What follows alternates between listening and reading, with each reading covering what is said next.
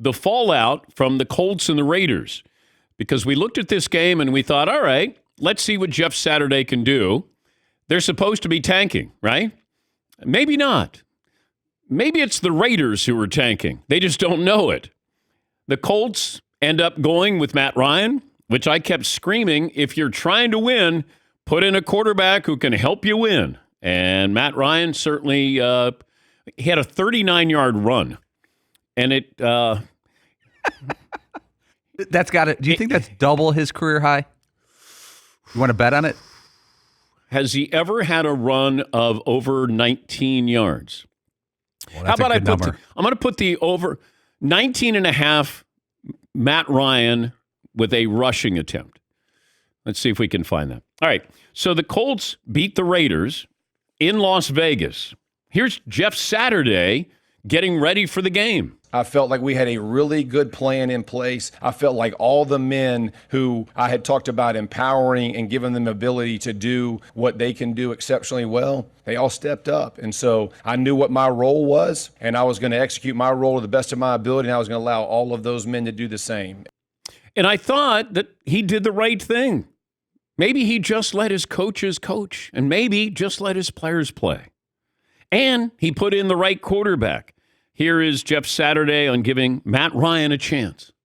I felt like Matt gave us the best chance to win. And I had the conversation with Sam, who is a true pro. And I have so much respect, that young man and the way that he's conducted himself and the type of teammate he is, and Nick. As soon as I talked to Sam, he was right in the role that Matt had been for him, helping and discussion. And actually, when offensive plays are being run, a lot of times I keep those guys back there with me, going through progressions with them. Okay.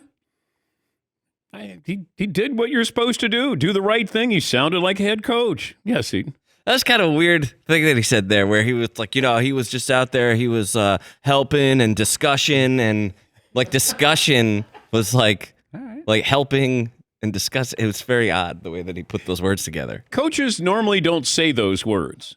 Hey, what were you doing? I was just out there kind of discussing, Do you imagine Bill Belichick? Coach, what was your role this game? Just out there kind of discussing. Jeff Saturday it felt like he was eavesdropping. Like, let me just listen. Let me figure this out. Let me not get too, caught up in, hey, what are you going to do, coach? And put your imprint on the team. Ended up winning the game. And a very emotional Derek Carr had this to say when he met with the media. I love Josh. I love the car. I love our coaches. They've had nothing but success, way more success than I've ever had. And, I'm sorry. Derek, sorry, continue. To finish that, sorry for being emotional. I'm just pissed off about some of the things, that a lot of us try and do just to practice what we put our bodies through just to sleep at night. And for that to be the result of all that effort pisses me off. Pisses a lot of guys off. It's hard knowing what some guys are doing. Like I said, just to practice what they're putting in their body just to sleep at night. Just so we could be there for each other. And I wish everybody in that room felt the same way about this place. And as a leader, that pisses me off, if I'm being honest. Okay. By the way, the reporter who nearly interrupted that, I would have yelled at him. Like, you got the quarterback emoting. Like he's real. This is raw. And you want to get in your question? But the other part of this is, okay, so what's missing here, Derek? Who are we talking about? Who's not giving their best effort? You love your head coach. Is your head coach good at what he does? You can love him. Is he good at what he does? And I start to wonder about this. Is that owner who inherited his father's lack of patience, does he go, you know what, this isn't working here? Or does he say, I got to keep the GM, I just hired him. I got to keep the coach, I just hired him. Do I keep Derek Carr? Like, who's going to be around longer? Derek Carr or Josh McDaniels? And as strange as that may sound, you go, well, of course Derek Carr would be, wouldn't he? I don't know. I don't think so. Something's missing there. You have a quarterback that is that emotional and it hurts that much.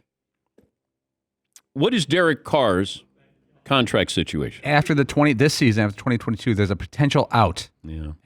But if they would either opt in or opt out with Derek Carr, they have 3 more years with him. Yeah. So they would have to make their move after this season. I look back at John. I know it's taboo to bring up John Gruden's name, but he was fired. He was a 500 head coach. They would do anything to be 500 right Rich Bisaccia was better than Gruden. now. Yeah, but he wasn't a cool name. No. Yes, he was not a known commodity. Nah. You're like, that might be the best coach for you. Yeah, we don't want him. He's now with the Packers as their special teams coach. But you're watching that game, and I kept thinking, okay, the Colts aren't as bad, but the Raiders are supposed to be better than this. And it's one thing, okay, we have injuries on offense. Everybody has injuries. I mean, it's rare when you go, man, we don't have any injuries. Nobody's hurt. I'd worry about that team if nobody's hurt, no injuries. How hard are you playing? But, I mean, the Colts come to town. Jeff Saturday didn't try to be Lombardi. Probably just said, you know what, let me get you fired up. Let me get guys in the position to succeed.